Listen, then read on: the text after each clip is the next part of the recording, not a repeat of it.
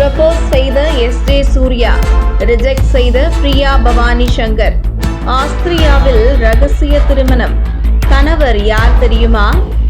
நடிகை பிரியா பவானி சங்கர் முதலில் தனியார் தொலைக்காட்சியில் செய்தி வாசிப்பாளராக இருந்து பின்னர் நடிப்பின் மீது கொண்ட ஆர்வத்தால் விஜய் டிவியில் ஒளிபரப்பான கல்யாணம் முதல் காதல் வரை என்ற சீரியல் மூலம் சின்னத்திரையில் அறிமுகமானார். அந்த சீரியல் நல்ல வரவேற்பை பெற்ற நிலையில் அதன் பின் வெள்ளித்திரையில் மேயாதமான் என்ற படத்தின் மூலம் என்ட்ரி கொடுத்தார்.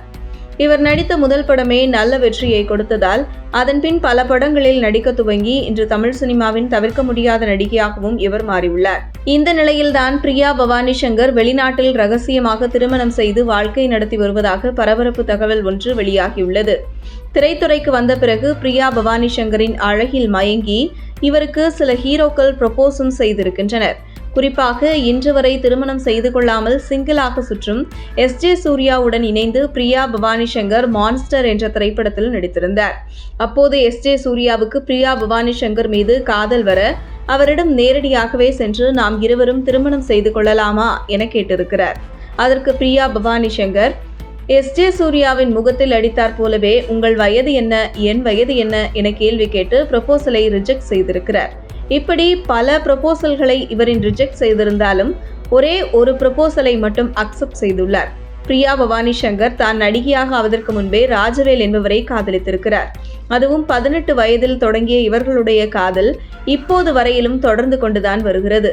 சிலர் சினிமாவில் பெரிய ஹீரோயினாக என்ட்ரியான பிறகு தனது ஸ்கூல் மற்றும் காலேஜ் படிக்கும்போது ஏற்பட்ட காதலை எல்லாம் மூட்டை கட்டிவிட்டு பணத்திற்காகவும் பெயர் மற்றும் புகழுக்காகவும் ஏதாவது பெரிய ஹீரோ அல்லது கிரிக்கெட் வீரர்கள், தொழிலதிபர்கள் என பலரையும் திருமணம் செய்து கொள்வார்கள். ஆனால் பிரியா பவானி சங்கர் அப்படி இல்லை.